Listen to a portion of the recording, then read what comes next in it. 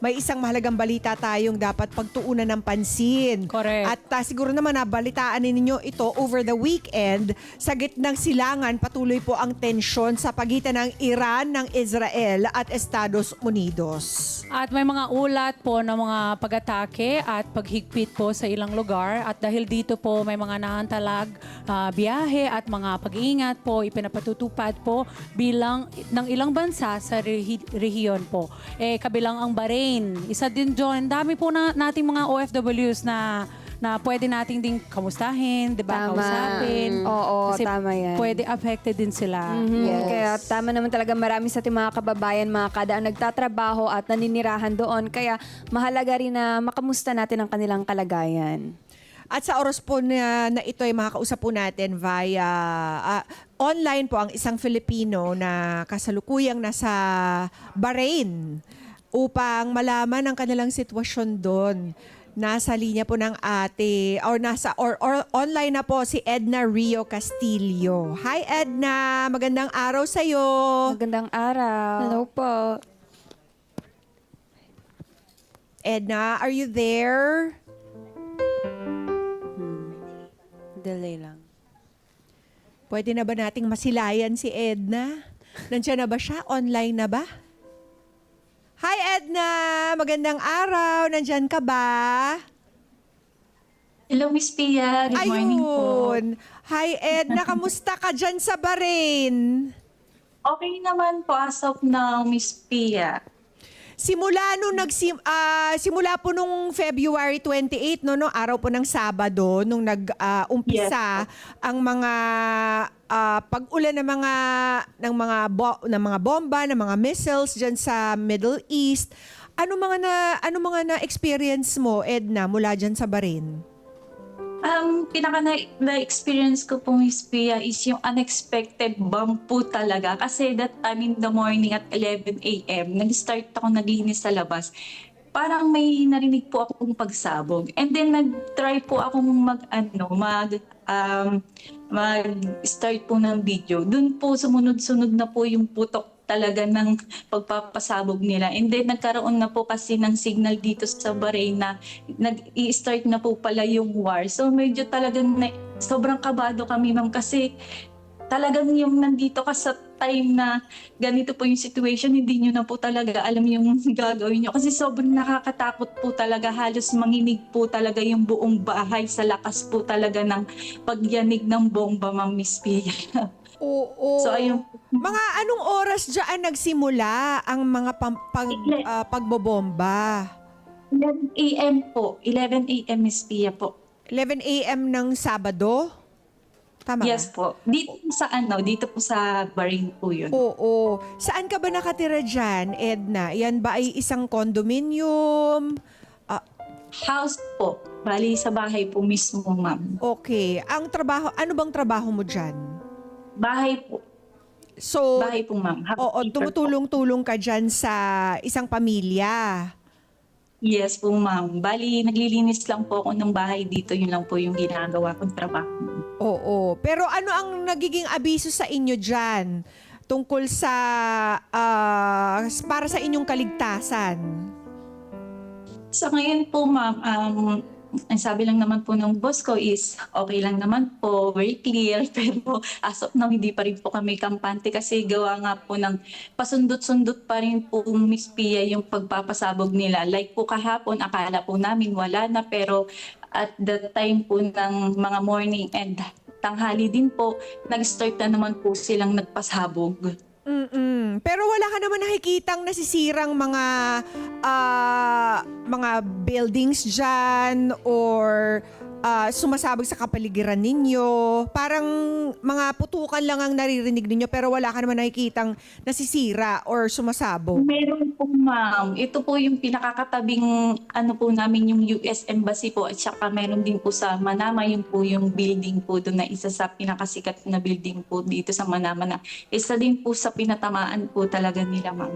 So malapit ang tinitirahan mo sa US Embassy? Yes, ma'am. Yes, sobrang lapit po, ma'am. Kaya po yanig na yanig po talaga yung pagpapasabog na nangyari po dito. Kasi yun nga po talagang halos kalapit lang po talaga namin, ma'am. Halos dikit na dikit ko lang talaga yung lugar kung saan po pinasabog nila yung US Embassy po.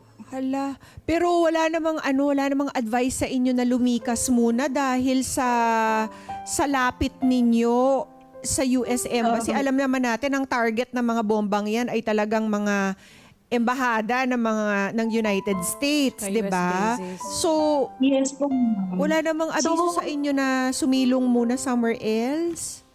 Wala pa naman po kasi medyo kampante pa naman po kami ngayon dahil kasama ko naman po yung mga boss ko. So sila po yung nagsasabi sa akin na work, okay, it's okay. Pero andun pa rin po yung tension talaga, ma'am, na hindi pa rin ako kampante. Kasi sobrang, kapag po kasi kayo yung nandito sa situation ko, talagang yung bomba, ma'am, rinig nyo at saka ramdam nyo kung paano yung panginginig ng buong katawan. Talagang nakakatakot po talaga, ma'am. So bali, ang sabi lang po sa akin is, dito lang po talaga kami sa bahay, ma'am. Nag-i-stay halos ayun lang, ma'am. Ang ginagawa lang po namin dito is parang normal na lang po. Parang ngayon, kapag kami nagpapasabog po, parang iniisip ko na lang, it's okay. Ay, grabe. Ganun, ma'am. Pero medyo kabado pa rin po talaga.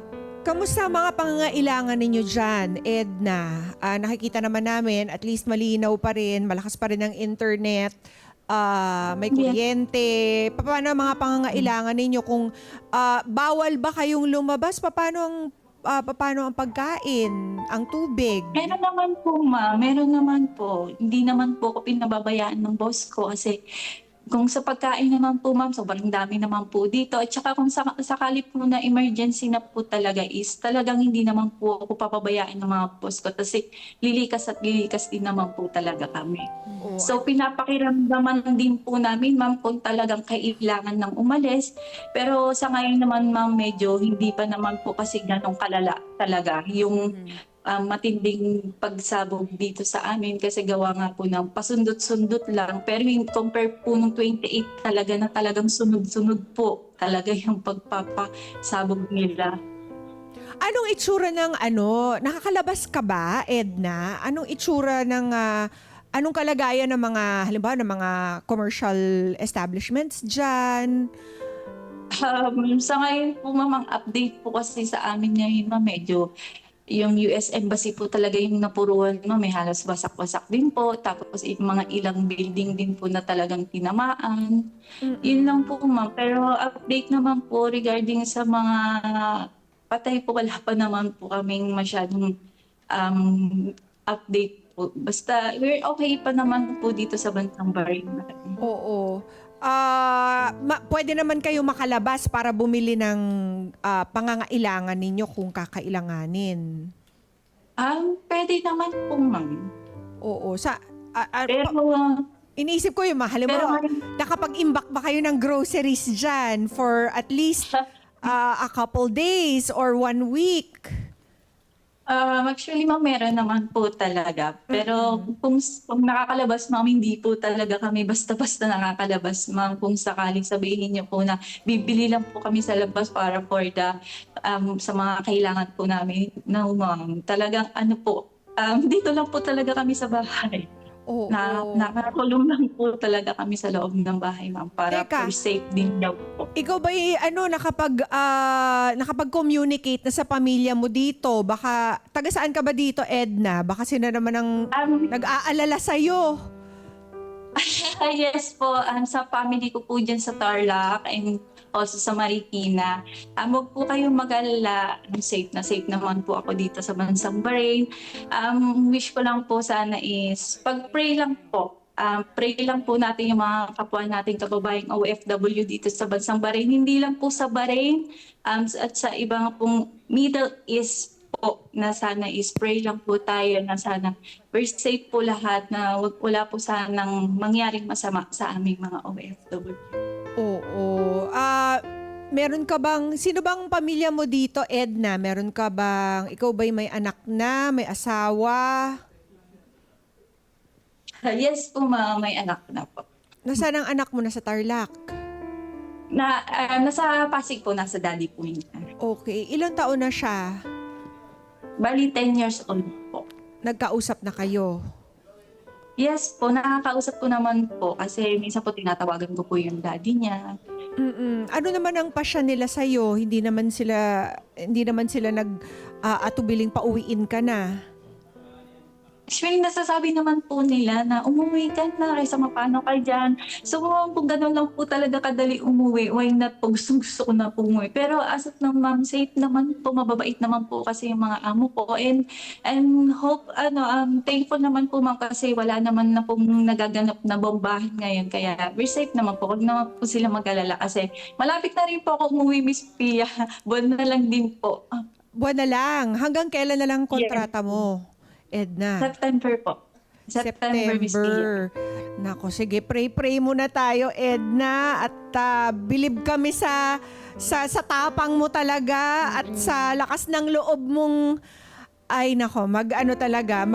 magtrabaho para sa pamilya, para sa ikabubuti ng iyong pamilya dito sa Pilipinas. Meron ka bang mga nakausap na iba pang mga kapwa Pilipino mo dyan na nasa ibang parte ng Yes Middle po. East? Kamusta naman sila? Ayun po, Miss Pia, we're okay naman po. Lahat safe naman po. Wala naman pong tension na nagaganap din po. And we're okay po lahat. Safe naman po kami, Miss Pia. Okay, natutuwa kami na at least yung employer mo dyan, very responsible at napakabuti rin sa'yo. At alam kong merong hotline ang ating Department of Migrant Workers. Make sure lang na i-note down mo yan, take note of that. Tapos lagi kang makibalita sa mga advisories ng ating pamahalaan tungkol sa inyo. Para anytime, kung magpasya ka na, umuwi na, makakuha ka rin ng suporta. Alam ko na at as of now, wala pang mga flights at ang airspace Yes, ay bawal pa sa mga commercial flights. Kaya Yes po. tama yung ginagawa mo, sumilong ka muna sa loob ng bahay at wag lumalabas at continue to pray for peace in that part of the world, Edna. Maraming salamat sa iyo. At any last messages para sa ating mga kababayan na katulad mo ay naglalakas ng loob para makapagtrabaho dyan sa Middle East? Ayun lang po, gusto ko lang po sana iparating sa kanila is wag po tayong matakot, lakasan lang po sana natin yung pananampalataya natin sa taas at lagi lang po tayong magdadasal kahit ano man pong mangyari is lagi po tayong mag-update sa ating pamilya na we're safe and pray po sa lahat po ng kababayan nating OFW. Maraming salamat sa oras, Edna. Anong oras na ba dyan sa Bahrain ngayon? 6:30, Miss Pia. Ng umaga. Okay. Yes po. Okay. Ingat ka, Edna. Salamat ha. God Maraming bless salamat, you. Ed. And Bless keep you you. safe. Thank you po, Miss Ingat ka Pia. po. Thank you po. Grabe no, nakasmile pa siya. Ibang klase rin talaga ang Ang tapang Pinoy. ng ating mga Kababayan. OFWs, 'di ba? Imbis na kaligtasan na lang ang isipin nila, talagang pamilya pa nila at ang kanilang hanap buhay ang kanilang iniisip. Totoo yan. Kaya i-pray po natin ang ating mga kababayan all over the world, 'di ba? Hindi lamang po sa Middle East. Let's get together. Sunday 25. Sunday 25.